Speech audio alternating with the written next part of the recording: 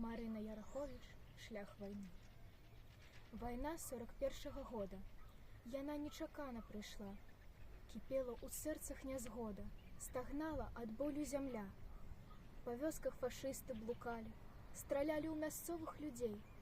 Па хатах вар'яты шукалі, маленькіх, нявінных дзяцей. Вайна 42-го. Загінула сотні салдат.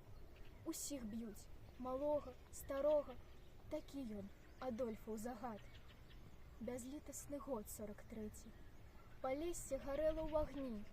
Фашысты імкнуліся сцерці жывое ўсё з твару зямлі.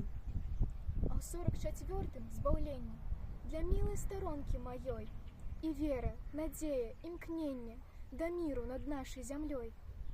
Нарэшце настаў 45-й, і полымя вечна гарыць.